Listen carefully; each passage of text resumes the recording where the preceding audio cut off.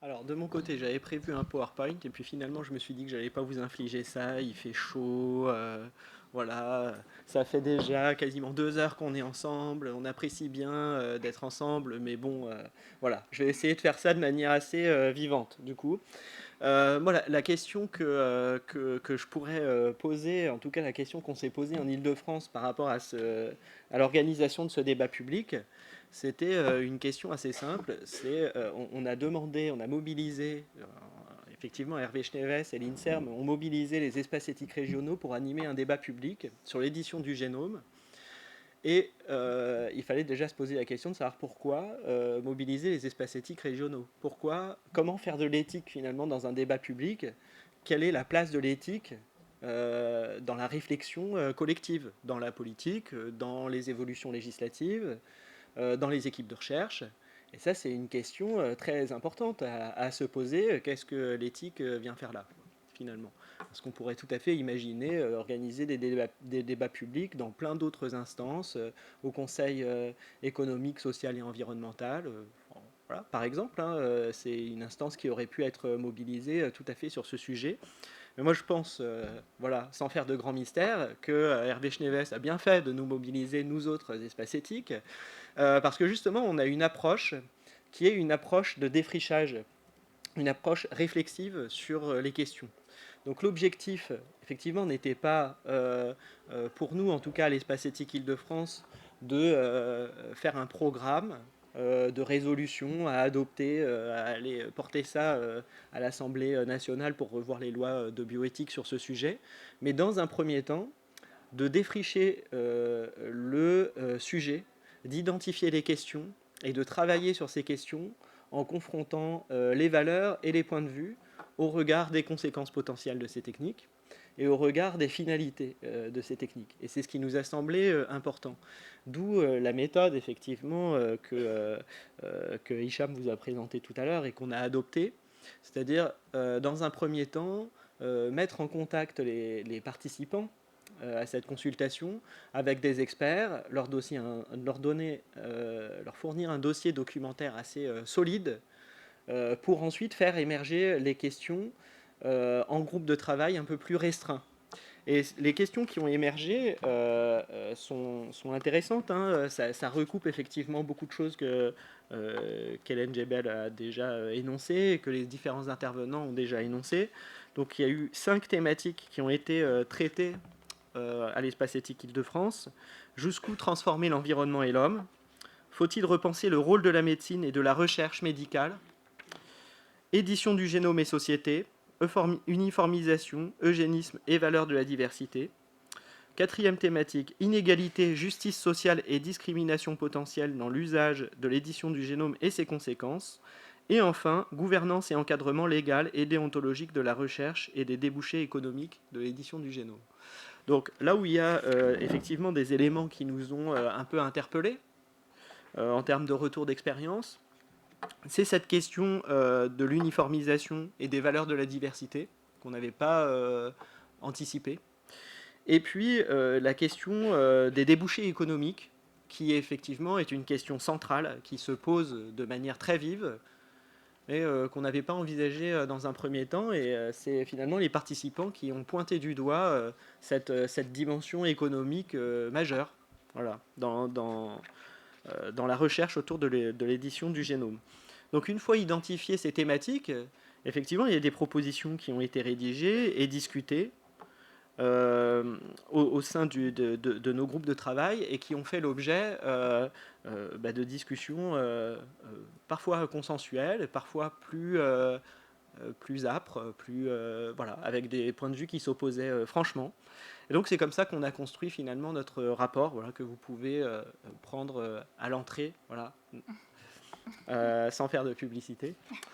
Et je voulais accentuer, puisqu'il s'agit d'une réflexion vivante, et que finalement l'objectif, pour nous, je pense que Fabrice est d'accord avec moi, était moins, dans un premier temps, de faire une suite de règles ou d'injonctions, finalement, qu'on adresserait aux scientifiques, aux politiques, etc., mais de préparer le terrain pour un débat pour un débat continu finalement, pour un autre débat qui pourrait advenir, soit qu'on pourrait organiser nous, soit que d'autres instances pourraient organiser, c'est-à-dire pointer le doigt sur les éléments de dissensus ou les éléments de consensus, en tout cas les éléments à discuter.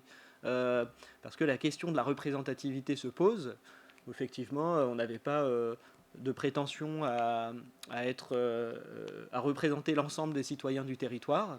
Par contre, si il faut organiser un jour un débat sur cette question de manière plus large, on saura quelles sont les questions sur lesquelles on peut finalement mettre le doigt et poser, poser le débat, quoi. Comment poser le débat? C'est une question d'éthique majeure. Et donc voilà, pour finir cette petite intervention, donc on a créé cette cartographie des controverses. Donc une cartographie des controverses, c'est un terme qui est repris au sociologue Bruno Latour, qui a inventé ce concept. Et donc l'idée, c'est de pouvoir circuler dans cette carte et de non pas y trouver des réponses, mais des questionnements pour pouvoir animer un débat finalement. Et on peut partir de tous les points de cette carte pour finalement circuler au sein de cette carte. Effectivement, si on part des finalités de l'édition du génome, quelles sont les finalités de cette technique? Quelles sont les finalités légitimes? Est-ce qu'on reste uniquement dans le curatif ou le préventif, ou est-ce qu'on va dans une finalité qui relève soit de l'esthétique, soit du loisir?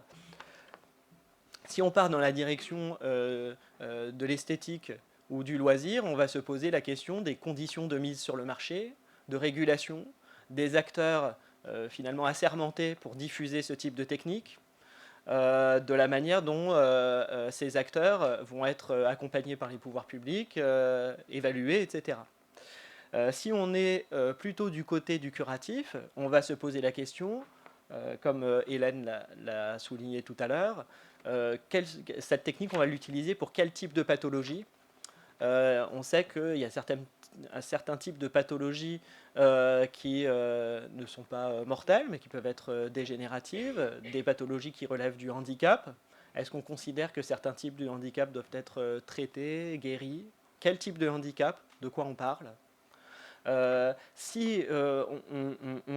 là encore, si on suit le chemin de la carte, si on décide que certains types de handicap, par exemple, doivent être traités, est-ce que nous pouvons définir la valeur d'un individu par son code génétique? Voilà. Ça, c'est des questions qui se posent. Qu'est-ce qu'un bon gène? Qu'est-ce qu'un mauvais gène? Jusqu'où on va quand on définit un bon gène et un mauvais gène? Bon, voilà, c'est tout un tas de questions qui peuvent être posées. C'est un parcours que je vous propose dans cette cartographie, mais on pourrait trouver beaucoup d'autres parcours, en commençant par exemple par quelle possibilité de prévoir les conséquences et les risques. Est-ce qu'on imagine pouvoir prévoir les conséquences et les risques? Et si oui, pourquoi?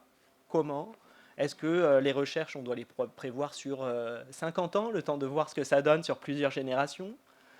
Mais dans ce cas-là, c'est long et la mise en œuvre, effectivement, quand on parle de thérapie, je ne sais pas si on peut attendre 50 ans pour une mise sur le marché d'un produit. Ça, c'est une question. Quel type de débat public on peut mettre en œuvre? Quel encadrement de la recherche? Voilà, en tout cas, quelques-unes des questions qu'on a voulu poser et que vous pourrez retrouver dans cette cartographie, qui a vraiment pour but de diffuser finalement une certaine forme de culture éthique de la discussion, une culture du dialogue, de l'échange, qu'il est possible d'utiliser dans les classes, mais qu'il est possible d'utiliser aussi dans les équipes de recherche. En tout cas, nous, ce qu'on a cherché à faire, c'est de partir de ce débat pour créer beaucoup d'autres débats. Voilà, c'est qu'on soit finalement l'étincelle qui permette d'allumer non pas un seul feu, mais beaucoup de feux dans les équipes de recherche, dans les classes, dans l'éducation nationale, dans des associations. Voilà, c'est ce qu'on a cherché à faire et c'est ce que je partage avec vous aujourd'hui. Voilà, je vous remercie d'être présent.